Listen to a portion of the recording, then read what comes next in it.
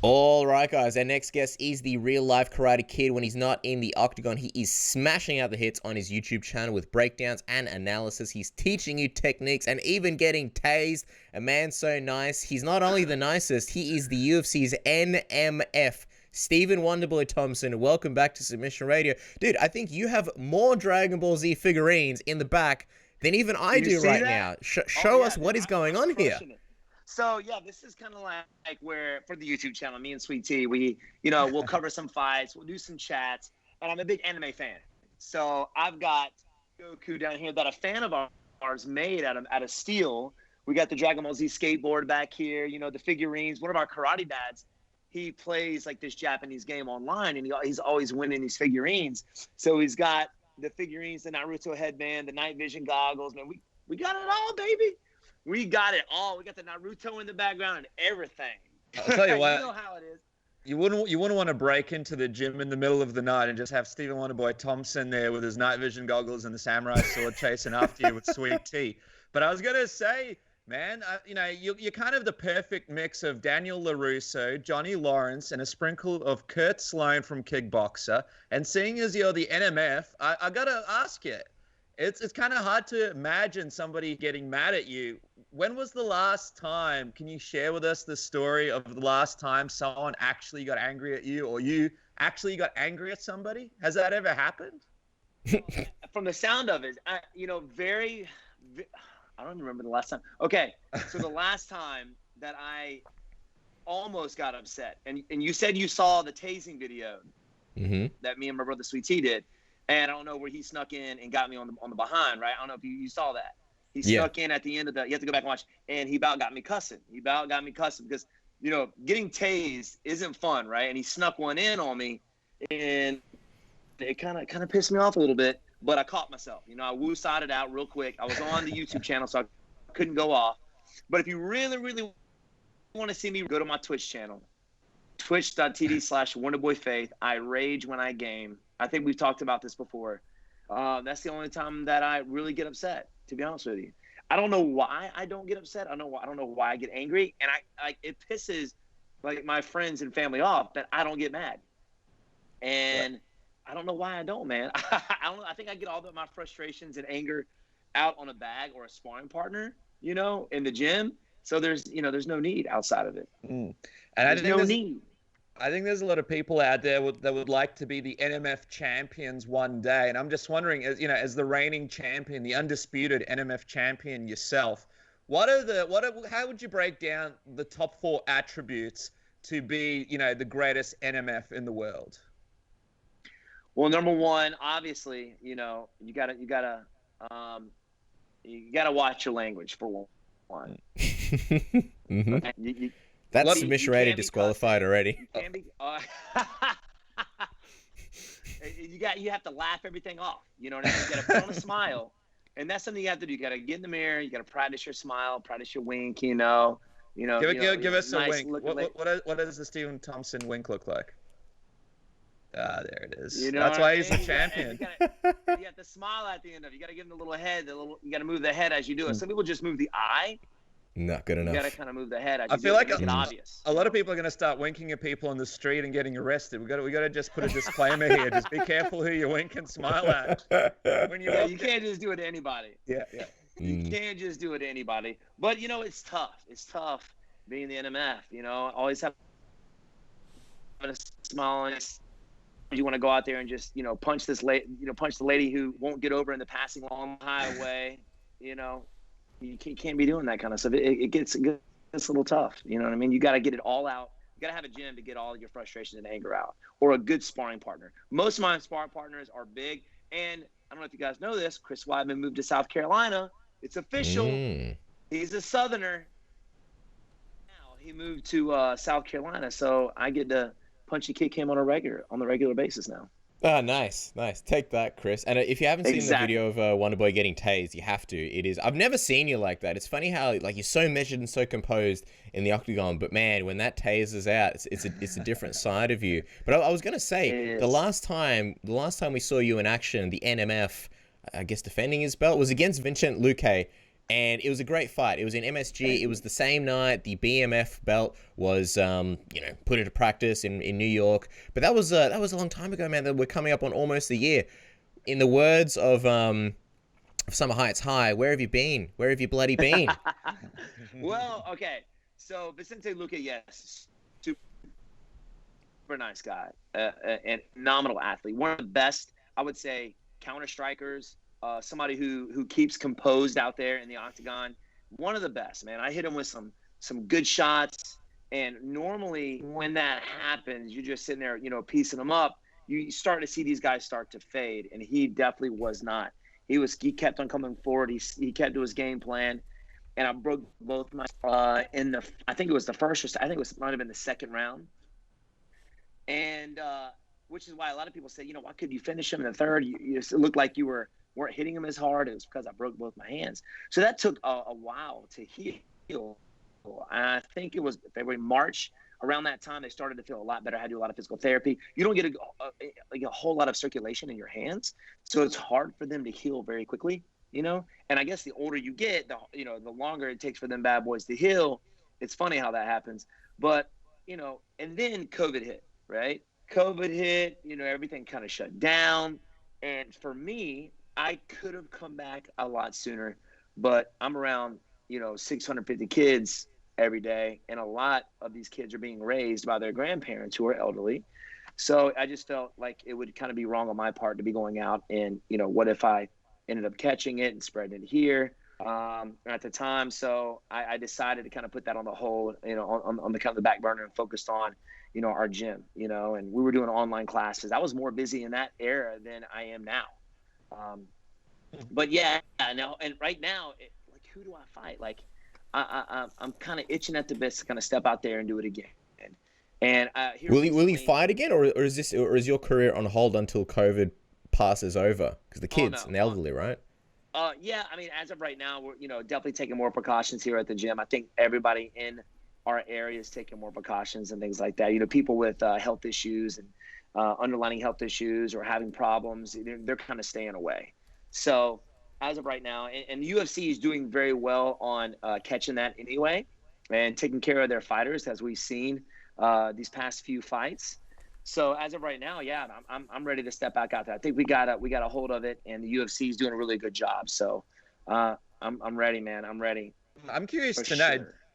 I'm curious to know, did the UFC try to offer you any fights in that downtime? And if so, what names were they throwing at you? I don't think, to be honest, I really don't think they were pushing a whole lot of people in that time. They've mentioned, I think, Jeff Neal, I think Neil Magny before he had his last fight. He ended up getting a fight, and then Jeff Neal ended up getting a fight. Then he got sick, or I'm pretty sure he almost died or something like that, right? I'm not really sure what happened to Jeff Neal. But, for me, somebody who's been in the game, just beat Vicente Luque, who is an up-and-comer and is on a winning streak right now. I mean, he's dominating some really good dudes. I feel like I deserve somebody a little bit higher ranked. So, and at that time, a lot of guys in the top, Gilbert Masvidal, you got Usman. The only person who really didn't was Leon Edwards. So, and I think at that time too, he was kind of doing a lockdown thing where he was because of COVID, so he wasn't able to make it to the States. But, you got guys like him who doesn't have a fight. I'm ready to fight whoever. To be honest with you, I don't even care. I'm ready to fight somebody. I think I'll be ready. Hopefully, early November, get back in shape, and I'm getting back in the swing of things. So yeah, we'll see. The funny thing is, speaking of Leon, he's still looking for a fight. I mean, this is a guy that many people believe could have gotten the title shot, and here he is without an opponent yet again. He was actually on the show just yesterday talking about that he's looking for a return around October, November, and obviously a great fight from the perspective of, you beat a guy like Leon Edwards, a guy with a win streak like that. All of a sudden, you're right back in that title picture. Is he the front runner for you as the next opponent? Is he the guy that you're shooting for right now to have this return against? Not really. I mean, if I were to be honest, if he ever, Nick Diaz would be a really good fight, interesting fight for sure. He's very tough. I know it's been a while, but I think I had said something on Twitter the other day about, I would welcome him back to the division for sure. But Leon Edwards, yeah, he doesn't have a fight coming up. But I feel almost bad for the guy because he literally is the guy in the top 5 who deserves to fight for the title. And I think that him not being able to get out of London and fight had something to do with it. That's why they put up Gilbert Burns. But he definitely deserves the title for sure. I know we're managed by the same management company, and I just kind of feel bad that he hasn't fought for it yet, And he, I think, is the scariest out of the division. Really is. Every time you see this guy fight, he gets better. I mean, he comes into the UFC as striker. Now he's out wrestling, out grappling, guys like RDA. I mean, even Vicente Luque, they fought. He was out wrestling and taking him down, controlling him on the ground. This guy gets better. He gets better every time you see him. And those are the guys that you really have to watch out for, really have to put your, have to study for. Guys like Colby Covington and Usman with that wrestling base, you kind of know what they're bringing to the game. With somebody like Leon Edwards, Elon. You make up nicknames for him like Colby Covington. Bro. I don't even know what's happening right now. Leon Edwards, he's just, I don't know. He gets better, man. He gets better. He's a scary opponent. But, yeah, man, at this point, I don't care. You just UFC, just give me somebody. I'm ready to go out there and scrap. And it would be interesting, because you see the fights, nobody in the stands. You can hear every kick, every punch. You hear the coaches. And you don't have to worry about it. I wonder how that affects you when you're walking out, where you don't, because sometimes you use the crowd's energy kind of, put you in that mode, that fight mode. You hear the crowd when you walk out. They're cheering for you. You can't hear nothing but the crowd. And then until you get in the octagon, the crowd fades out, and all you hear is your coaches and your opponent.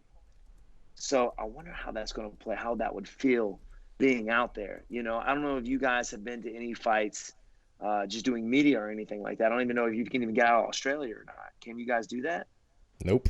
We were thinking about doing it for, I think, one of them, and it was like, we can get out, that's fine, but when we come back in, we have to pay. We go to quarantine for 2 weeks. It's like $3,000 for hotels. And we were like, the submission rate of funding isn't, isn't that great these days. Send the check, whoever's listening. I wanted to ask you, though, Stephen, you mentioned Nick Diaz, and that guy's kind of the front runner for you. What was your reaction when you saw that he's kind of making a return? Because I think most of us kind of thought, look, Nick Diaz's time as an active fighter in the sport is kind of done. And then out of nowhere, he's doing test cuts. He's, back in shape. What was your reaction when you saw that? And I'm also wondering, did you watch the interview that he did last year with Ariel, where people found it pretty bizarre? And I think that interview made people lean even more towards the fact that, Nick Diaz is done in the sport at this point in time. I do remember that, and I don't know why he's doing the weight cuts, but you see him. Hey, he's got talks about coming back. I didn't believe it. I didn't believe it. But if he was planning on it, even if he's thinking about it, I just wanted to put my name out there. That's a guy that who's been in the game a long time. He's a veteran, man. He's fought some really good guys. I love the Diaz brothers. Just their whole demeanor. And their attitude, that's just who they are. They're not faking anything about it. And you got to respect that, That's just who they are, these guys. They crack me up, man. It's awesome. They're some tough dudes. So at first I was like, I still kind of am. Like, I just don't believe him out there if he was willing to come back. So he looked great. I think it was like, what did he say, 175? He got on 175? He looked I think around about that. Yeah, I think it was a weight range there. Yeah, but it was around 175. I'm just wondering, though, as well, Stephen, I mean, a few people have called out Nick Diaz, and the fight between you two would be so much fun from the perspective of you've got these two great strikers. It would be so exciting. But if Nick watches this or sort of sees this, what is your pitch, what is your angle as to why you should be the guy to get this fight? I guess a lot of people are going for it in the division. I think it would be a great test back, man. And, for him, I'm ranked number 6 right now. Trying to move up the rankings. He beat somebody in the top 10. Maybe 1 or 2 more fights, he could be fighting for a title because he's got a name. You've seen guys do that. Guys who, who are popular in the division, go to another division, have 1 or 2 fights. Love you, Pops. Is that Ray Thompson? Is that Ray Thompson? That is Mr. T. Mr. T, a.k.a. Pops. Come here for a second. They want to say hello. Friend of the show. I got him in my earbuds right now. The one time at the press conference, the man had 3 hats on at once. Tell him we're missing from New York. He won't be able to see us, but we miss him from New York. The Ollie Anderson of the Four Horsemen. Yeah, we took a picture with these guys in New York City, the Four Horsemen. Interview my boy. Of course. Really difficult question, you know. Zip it, Pop. Dinner at Ray's house as soon as this curfew is over. Let's go. Dinner at Pop. You guys are more than welcome. I'm telling you. Have you ever been? Yes. Have you guys ever been to the South? Never. No, never. We want to. Well, all right. We're going to have to show you some good old Southern cooking, my friend. Yes. It may come in great. It's going to be delicious coming in, but it's going to be a pretty bad coming out, though. I'm just we take the good with the bad. It's fine. It is so freaking good. We fry everything. Everything's fried, which is I'm impressed why I've made weight every time. Yeah, you look like you're in great shape, man. And obviously, look, Nick looks like he's in great shape right now too. But I'm curious, when you look at that fight between you and Nick, how do you sort of see it playing out? Well, just from looking back at his old fights, he beats a lot of people. Obviously, he's got a really long range. He's got cardio for days. He beats people with volume. He goes out there and just pop, pop, pop, kind of like his brother. And it's not like he hits you with that one quitter hitter knockout. He breaks you down over and over and over. And you've seen him do that with high level strikers. And just comes forward and just beats you with volume and hits you one strike that puts you, like he did when he fought Robbie Lawler. I don't know if you remember. He pressured him. He almost got knocked out on that fight, I think. He almost got knocked out, came back and knocked out Robbie Lawler. But he just beats guys that way. And for guys, for a guy like that, obviously you're going to have to use, something that's longer than his arms, which are my legs. So my movement, my leg kicks. I've kind of really worked on my cardio after my second fight in the UFC. And I think it's done well for me ever since then. When I fought Matt Brown, I died in like literally 30 seconds of the first round. So I've really focused on my cardio. But I just think it would be an exciting fight. Just in fact, for those true martial artists out there who just love the chess match and love the game. And that's what makes the fight game fun for me, trying to figure out my opponent. Sometimes you can figure them out outside of the octagon when you're watching video and footage, which I did with Johnny Hendricks. No disrespect to him, it almost seemed kind of easy when I went out there and fought him. Because when you see him fight once, you've seen him fight a million, you've seen him fight 100 times. But those guys like Rory McDonald, those guys like Tyron Woodley, even Vicente Luque, it's the chess match that makes it fun for me. And having to adapt out there in the octagon, it's fun, man. I love it. I love it. Yeah, so many classic matchups for you, man. So many great moments. Just quickly before we get off Nick, Conor McGregor tweeted out this morning, line them up. He's interested in fighting both Diaz brothers. I'm just wondering, obviously you've got that YouTube channel. You break down things so well. What do you think is the tougher fight for Conor McGregor? A third fight with Nate Diaz or that first fight with Nick? Oh, man. Well, I think it would definitely be Nick Diaz. I mean, he knows what Nick Diaz is going to do. He's fought him twice. Win 10 rounds. Well, I don't know if it was 10 rounds because he got subbed in the first. I don't remember what round that was. Was that in the last round? I think in the first one it ended, was it second or third round? It's been a long time, Stephen. Okay. So maybe he didn't go 10 rounds. But the last fight did go 10 rounds, and it was controversial. So I think fighting somebody like Nick for Conor would just be a little bit more difficult because he doesn't know what he's going to do. And you don't know what he's been working on. It's been years since this guy's fought. But at the same time, like George St. Pierre, he's a true martial artist, and he's always training this guy, And I don't know if you noticed, speaking of George, he looks very, very lean.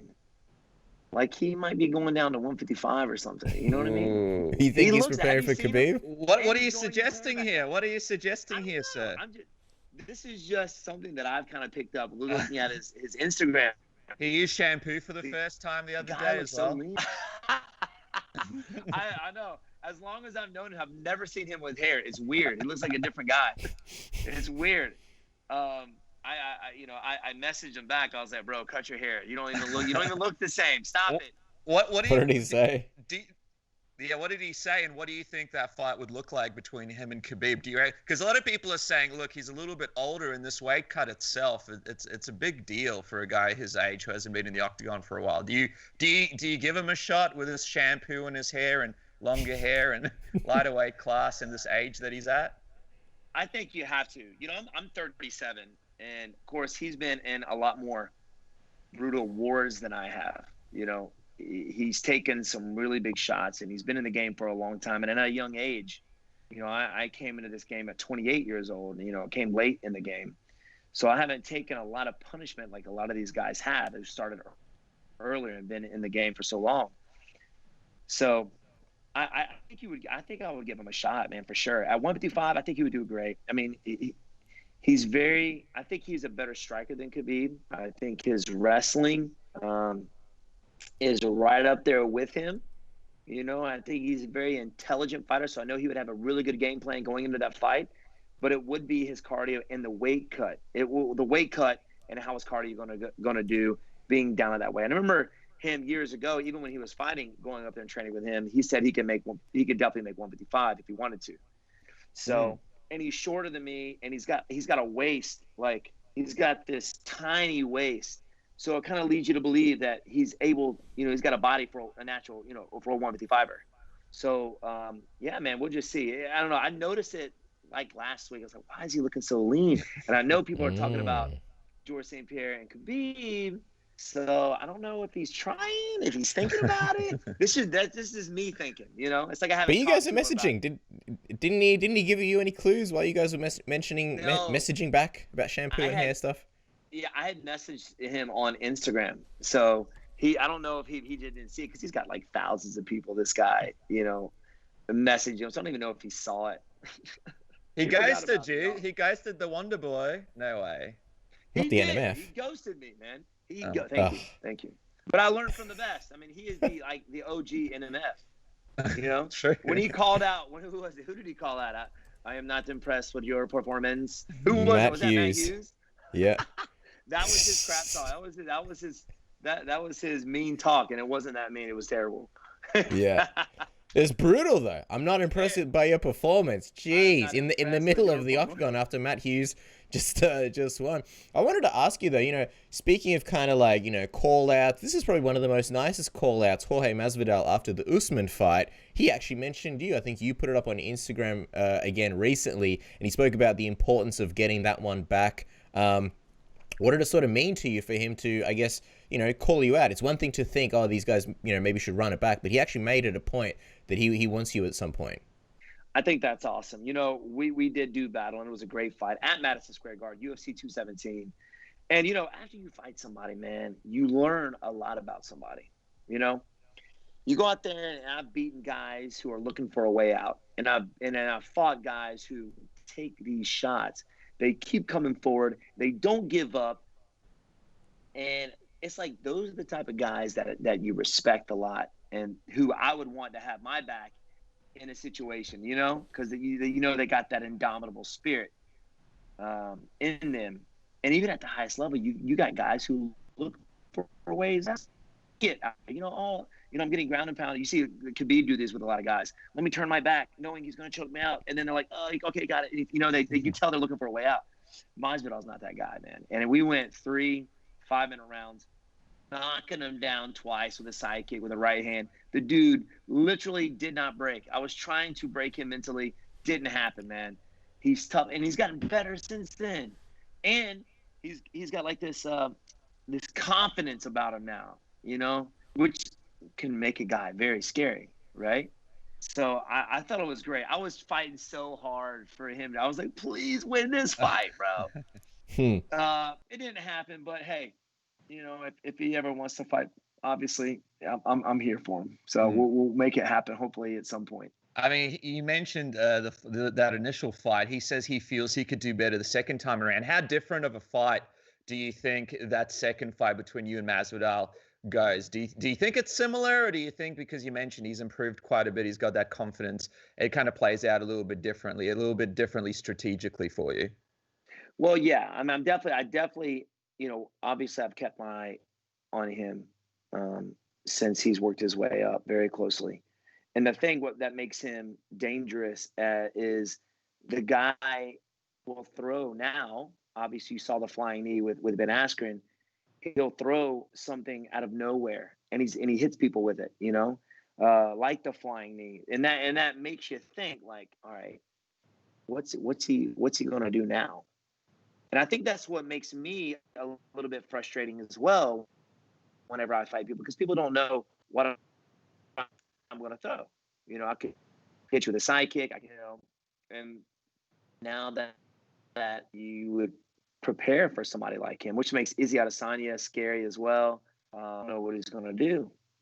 What's he got up his sleeve? Nobody knew that everybody knew that he was going to get beat by Ben Askren. That was everybody's plan, right? You were hoping it, but you thought Ben Askren was going to beat him. And then 5 seconds into the thing, he's running across the octagon and hit him with a flying knee. Like, who expected that crap? Ben Askren didn't, which is why he ducked his head. That makes a guy scary right there. You don't know what he's going to do.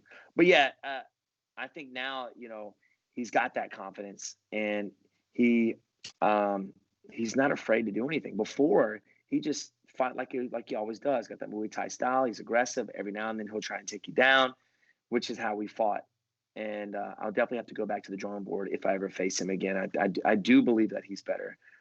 And of course, I think I've gotten better since I fought him as well. So I think it would be a good scrap. Good scrap.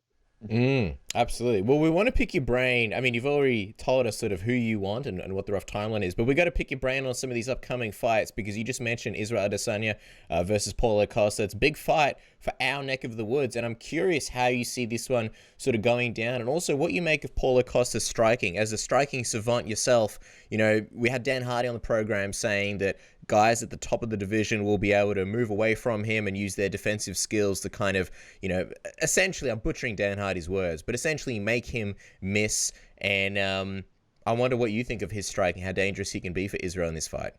I consider, Paulo Costa a technical striker at all. I think he's a brawler. You've seen him do it time and time again. He breaks people. For a guy that shredded and that big, he's got cardio for days. This guy, when he beat Uriah, what was it?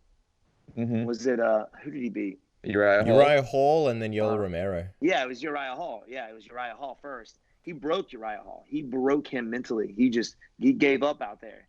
And of course, you're not going to break Yoel Romero. And those guys fought pretty much exactly the same. Came forward and just swung for the fences. For someone like Izzy Adesanya, he's got the potential to finish this guy second or third round. Izzy is a counter striker. He waits for guys to make their mistakes. He takes advantage of it. And I think this falls right into his game plan, what he does best for Izzy. The guy's aggressive. Paulo Costa's aggressive, and he swings. He's got a lot of big movement in his striking. He loops his strikes, which is going to be perfect for somebody like Izzy to just take a half a step back and counter back with the right hand or a left hook, kind of like he did with Robert Whittaker, right? And Robert Whittaker, I believe, is faster than Paulo Costa. The only thing about Paulo Costa is that he's durable. He's very, very durable. He's very tough to finish. So I think after the first round, maybe Paulo Costa, if Izzy can tire him out just a little bit, it's going to slow him down. And Izzy Adesanya is going to just be able to have a field day counter-striking this guy. So I think I got my man Izzy, I think, winning that fight. And Paulo Costa, he's tough. He talks a lot of crap. He's got a physique like no other. I remember at UFC 217, he was fighting, he fought Johnny Hendricks. And Johnny Hendricks, in the back, we were going to the venue. He had so much confidence, this guy. Johnny was like, yo, I can't wait to get out there and beat the crap out of this guy. Anyway, we're in the opposite corner, and I see this dude come in with glasses, nice shirt, and he takes his shirt off and starts hitting mitts. And I'm like, who the heck is this guy? He's going to kill whoever. I remember Chris Weidman was back there, too. He's like, who is this guy?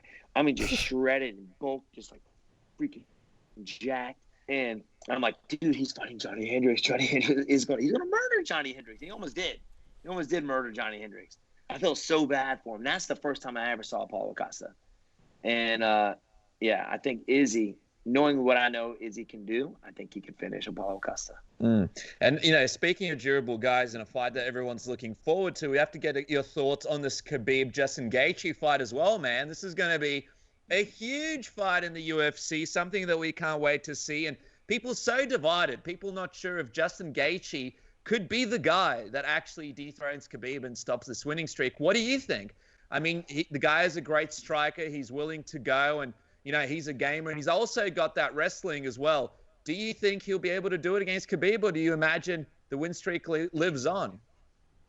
Do I think he has a puncher's chance? Yes. I think he does. Khabib, it's very difficult to pick against somebody in his whole career. And I don't remember who that was against, but he lost one round. And Khabib, he knocked down Conor McGregor. This is who's a high-level striker. Knocked down Conor McGregor. He's out-wrestled. Everybody gets his hands on and makes it look easy. Gaethje is a brawler. He's a brawler. He walks forward, takes shots. For some reason, like I feel bad for him because I don't know what he's going to be like, 25 years from now, because he literally almost gets knocked out every fight. And he comes back and finishes dudes. But yes, he does have good wrestling. Do I think it's good enough for Khabib? I don't think so. His striking, I think if he can keep the fight standing up, he definitely has a chance. A strike, because he's got power in his hands just as much in the 5th round as he did in the 1st round. So I think he's got a puncher's chance. But I think if Khabib, which I know Khabib can get him down on the ground, and for the 1st or 2nd round, even the 1st round, if he just lays on the guy and grinds him down, that will slow, Gaethje striking down tremendously. And you've seen guys do that in the past. George St. Pierre was one of the best when he fought Thiago, a jacked Thiago Alves. I remember that fight. He's so good at laying on guys, even up against the cage and against good strikers. And, those strikers, man, like Gaethje, you get a lot of blood in those arms defending the takedown. It definitely slows the guy down for sure. So I think Khabib's going to go out there and does what he does to everybody else. But I will watch the fight just in case. You never know what's going to happen. That's why this game is so exciting. I love this game because you never know, right? Everybody knew Luke Rockhold was going to beat Michael Bisping, right? I knew it. I just knew it. And then you saw what happened. Oh, when I fought Anthony Pettis, I was beating the crap out of Anthony Pettis. I got knocked out. Like everybody went. Actually, I don't think anybody in the stands went nuts because I'm pretty sure everybody in my hometown was at that fight. It was terrible. I'm like, oh no. Why did I have to get knocked out in front of everybody? But anyway, I think Khabib's going to just outwork him. I think he's going to outwork him. Well, one thing I want to ask you, Stephen, I feel like you're the perfect guy to ask because you have such a close relationship with your father. He's obviously taught you, your whole life. And I feel like that's kind of one of the biggest X factors with this Khabib fight. We know what Khabib can do. We know what he's capable of when he's fully switched on. Unfortunately, he had to go through, and I imagine he's still going through, the tragic passing of his father. So I'm just curious, without being too somber, how do you think that can affect a guy like Khabib? This, I believe, will be the first time fighting without his father, part of his training camp. Well, with the mindset I know that Khabib has, right? The Khabib is a very, very strong mental, spiritual man. And I can't imagine. Like, it almost puts tears in my eyes thinking about my dad not being there, because when I think of my dad, he's always been there. Been in every one of my fights. Khabib's dad has been with Khabib. For me, and I try and put myself, because I've sat about this when it happened, and I was sitting alone. I was at my house, and I literally, started crying, thinking about my dad, trying to be there and fighting without my dad. But I feel like I would train as hard as and because I know that he'll be watching, right? I know he'll be there. Even, if he's not there physically, he'll be there spiritually with me. And I think Khabib knows that. And I think he'll train harder than you have ever seen Khabib train before. I think he would win his fights for his pops. even though he's not able to be there. So I think you're going to see the best Khabib. I think you're going to see the best Khabib for sure. We appreciate the honesty there, Stephen. Is definitely a very, very interesting dynamic going into that fight. And before we wrap up, we just want to go back to your division and talk about this upcoming fight between Colby Covington and Tyron Woodley. Before we look at who wins, what do you make of this kid that Woodley's been on lately? Do you think it's the same guy that you fought back in 2016 and 17 for the belt, or are we looking at a different Woodley here? It's very hard to say. I like Tyron Woodley. I really do. I like him. We chatted. We kind of squashed our beef. I don't know if you know. I was on his Instagram. We went live and started talking about our conversations that we had actually in the first fight. We literally had full conversations in the octagon. Wow. From what I've seen the last two fights, actually the last fight, during training camp, I follow him on social media. I listen to interviews and things like that.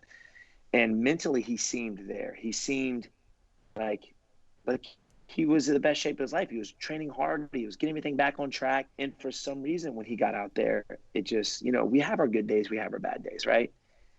And it kind of surprised me because I saw him get beat the way he did. I think getting knocked down in the first round kind of changed things.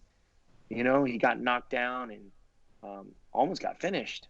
And I think that kind of switched the tide a little bit and made Tyron Woodley be a little less aggressive than he normally is. Normally he waits and waits and waits and waits. He didn't even do anything in the rest of the fight, it seemed like. In the fight before that, yeah, man, it just doesn't seem like it was the same Tyron that I faced for my first or even second fight. But that said, I really hope that, and I think that he's kind of got his mind right. I know he's training with the BMF. He's training with Jorge Masvidal. They're getting some good work in, and have somebody like Masvidal. Masvidal is a kind of upbeat guy, and having somebody like that in the gym really makes the training fun, And having somebody as good as Masvidal, especially striking wise, gives you the confidence like no other. So I'm glad the BMF is out there training with them. But I really hope to see Tyron Woodley go out there and do what he does best. So the last two fights, it doesn't seem like he was the same. It doesn't seem like we're the same. But I've always been really positive in people, and I really hope that he's got it right, man. I think he's 38 years old. He's a year older than me, so it kind of gives me the inspiration. Like I'll be 38 in February, right? I know that I'm better than when I was 32 or 33. I know for a fact I'm faster, I'm stronger. My whole skill set's better. So I feel like he can do the same. So I know obviously you sort of, it sounds like you're leaning towards Woodley for a whole bunch of reasons. You guys are kind of buddies. You guys are, you obviously you see a little bit of yourself in Woodley and it gives you inspiration, but are you leaning towards him in the fight as far as who you think wins? Who do you think wins this one? Yeah, man, just from the whole mindset that he's kind of overtaken. I've been watching him and seeing some of his interviews and things like that. He looks like he's on point. It seems like he's on point. I know he won after that last loss. Even when he lost it, he said, "Bro, like I don't know what happened. Like I'm ready to fight right now. I'm ready to go back in the octagon and fight this guy again because I know I can do better." And I think I think he wants that one back. I really do. And what better guy to do it against who he's had beef in the past is Colby Covington. I think everybody wants to see Colby Covington lose. But you got to that you cheer for, and you got to have the bad guy. And I feel like Colby's kind of like that, has kind of taken that role a little bit. He's not good at it, but he's taken that role. So yeah, I to be honest, I wouldn't want to see Colby fight for the title again. I think Usman just dominated. I think he beat the crap out of him.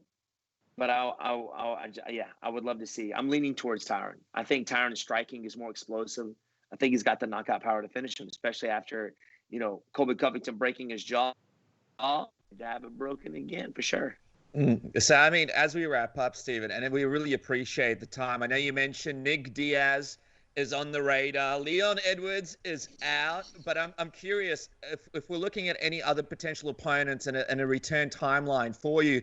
You've obviously got Colby Covington. Potentially, he could beat Tyron Woodley and be a potential matchup for you. You've got obviously Masvidal and Diaz mixing it up. A potential Nate Diaz fight or a rematch with Masvidal. Lay it out for us. Outside of Nick Diaz, who would be the? Give me all of them. Just give me all of them, please, bro.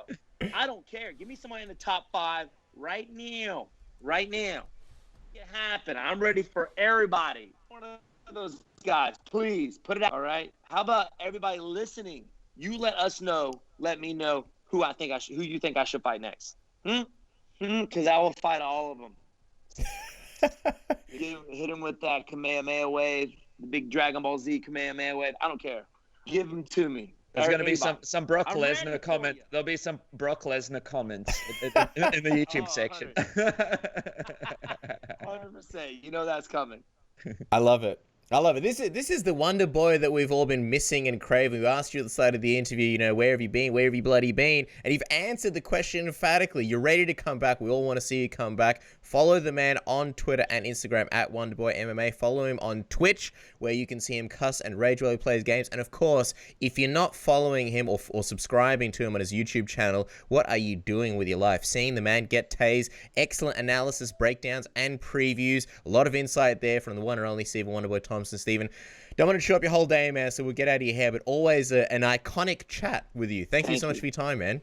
Man, you guys are awesome. I appreciate you plugging in, man. You guys are the best, and it's always a pleasure hanging out and talking with you guys. We got to get you guys down south, hang out for a bit. You know what I mean? Show you some Southern hospitality. So I'm looking forward to it. I appreciate you guys having me on. Lots of love, Stephen. Thank you so much, man. We'll let you go. Thank you so much, Stephen. Have a great night, man. Really appreciate it, brother.